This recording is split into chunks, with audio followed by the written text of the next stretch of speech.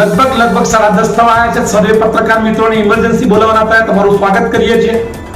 આપ સુવિદિત છો, ગુજરાત જાણે છે એ મુજબ 1 ઓગસ્ટથી આમ આદમી પાર્ટી જિલ્લા જેની કે જિલ્લા પંચાયત સીટ વાઇઝ હરેક જિલ્લા પંચાયત સીટ વાઇઝ એક જનસભાનું જેની કે ગુજરાત જોડો અભિયાન છેડ્યું છે અને એમાં એ ઉપક્રમે આજે મોડાસા તાલુકાના ગારુડી ગામ ખાતે સિદ્ધપુર દલીલપુર ચોકડી ઉપર આવેલા કેદારેશ્વર મહાદેવના મંદિર ખાતે આમ આદમી પાર્ટીની એક જનસભાનું આયોજન કરવામાં આવ્યું હતું।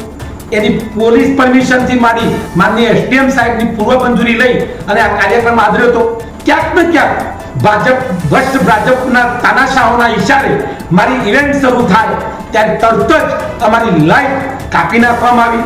હું આપના માધ્યમથી એ તાનાશાહોને અને પોલીસ પ્રશાસન અને જેની કહેવાય કે આયોજન સમિતિમાં બેઠતા તમામ એ અધિકારીશ્રીને અને ખાસ કરીને અરવલ્લી જિલ્લા કલેક્ટરશ્રીને કહેવા માંગુ છું કે રાષ્ટ્રીય પાર્ટીની એક ઇવેન્ટ હોય અને એમાં ક્યાંક ને ક્યાંક સમય રાત્રિનો સમય છે, ખુલ્લા વાતાવરણની અંદર મીટિંગ છે, ત્યાં જેની કહેવાય કે જેની જાનવરોનો એટલો વસવાટ છે, એ જ સમયે જેની કહેવાય કે પોલીસ ત્યાં સાક્ષી છે। મારી પાસે પોલીસ પરમિશનનો લેટર, તમામ પોલીસના વિડીયો, એ ઇવેન્ટના વિડીયો પણ મોજૂદ છે।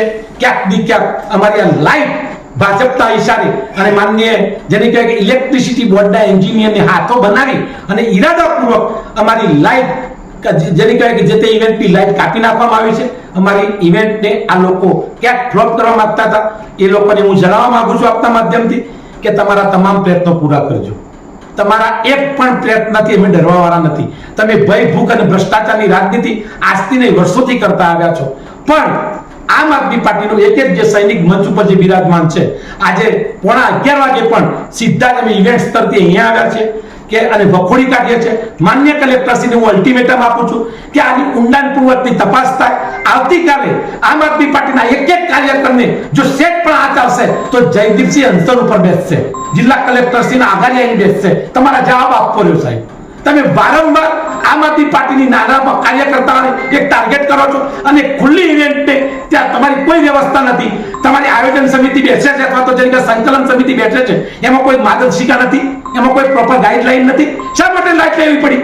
પોલીસ બેઠેલી છે, પોલીસ સાક્ષી પૂરશે। એ તમામ પોલીસના અધિકારીઓને હું કાલે વિડીયોના મારફત હું વિડીયો જેની કે મૂકવાનો છું કલેક્ટરશ્રી આગળ કે આ શું થઈ રહ્યું છે।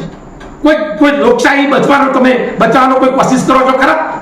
કઈ સિસ્ટમથી રાજનીતિ અથવા તો જેની કહેવાય દેશ ચલાવવા માંગો છો? હું સખત શબ્દો આ ઘટનાને વખોડું છું। આની ઊંડાણપૂર્વકની તપાસ થાય એ આશા સાથે મારી વાતને પૂર્ણ કરું છું।